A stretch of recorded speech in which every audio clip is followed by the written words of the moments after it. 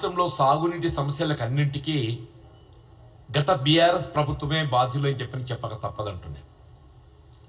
ఎందుకంటే ఆనాడు ముఖ్యమంత్రి కేసీఆర్ గారు ఏదైతుందో ప్రాజెక్టుల నిర్మాణంలో ఆయన సొంత ఎజెండా అమలు చేయడంతోనే ఇవాళ ఈ సమస్యలన్నీ ఉత్పన్నమైనాయి. మీరు ఇవాళ గోదావరి ప్రాణహిత నదీ జలాలకు సంబంధించే కానీ, కృష్ణా నదీ జలాలకు సంబంధించే కానీ ఏ ప్రాజెక్ట్ అని కానివ్వండి చెప్పంటున్నాను.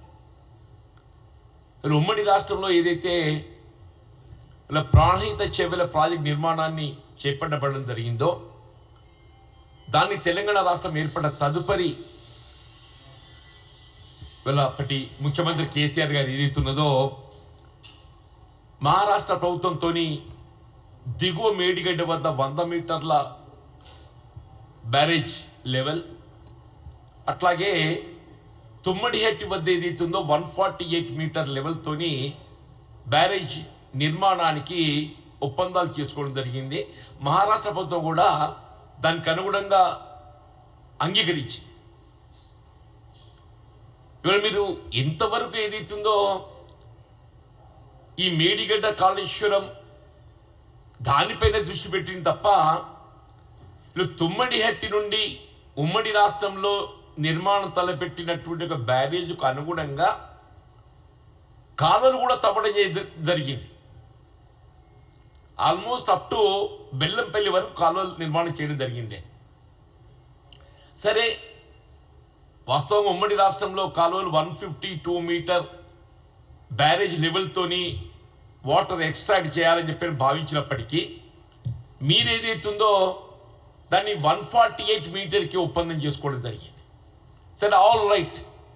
ఆ 148 మీటర్ బ్యారేజ్ లెవెల్తోని మన నిర్మాణం చేపట్టబడినప్పటికీ దానికి అనుగుణంగా తవ్వబడిన కాలువలను రీడిజైనింగ్ చేసి,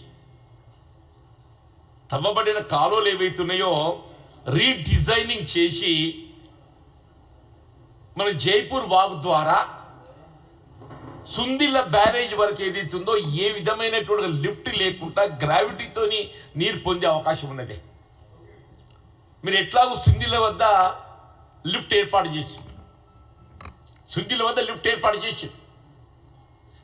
వరకు ఏదైతుందో మనకి ఏ విధమైన లిఫ్ట్ అవసరం లేకుండా తుమ్మడిహెట్టి వద్ద 148 మీటర్ బ్యారేజ్ లెవెల్తో నిర్మాణం చేపట్టి తవ్వబడ్డ కాలువలను ఏదైతుందో రీడిజైనింగ్ చేసి నీటిని తరలించే ప్రయత్నం చేస్తే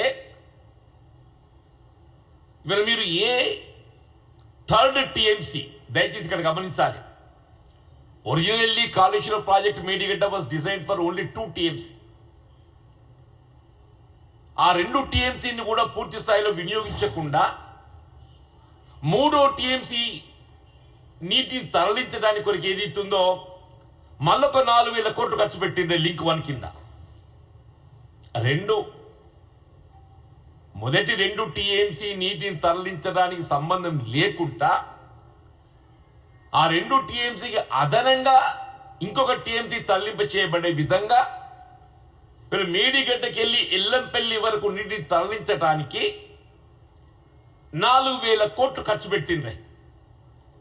మీరు ఈ అదనపు టీఎంసీ నీరు తరలించడానికి మేడిగడ్డ నుండి ఎల్లంపల్లి వరకు 4,000 కోట్లు ఖర్చు పెట్టినరో, ఈ 4,000 కోట్లు ఖర్చు పెడితే తుమ్మడిహెట్టి వద్ద ఏదైతుందో మన 148 మీటర్ లెవెల్తో బ్యారేజ్ నిర్మాణం అవుతుండే,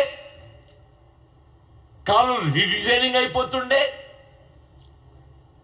మరి అదనంగా ఏ విధమైనటువంటి యొక్క లిఫ్ట్ భారం లేకుండా జైపూర్ వాగు ద్వారా సుందిలకు నీళ్ళు వచ్చి పడేటి.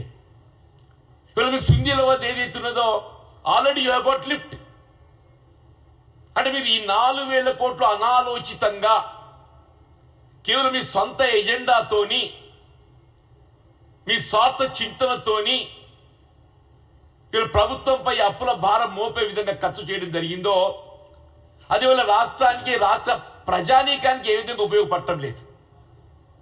ఆ 4,000 కోట్లే గట్ట తుమ్మడిహెట్టి వద్ద బ్యారేజీ నిర్మాణానికి వెచ్చించి ఉన్నట్టయితే తవ్వబడ్డ కాలువలను రీడిజైన్ చేసి ఉన్నట్టయితే ఇవాళ నీ మేడిగడ్డ కుంటుబడినందుకు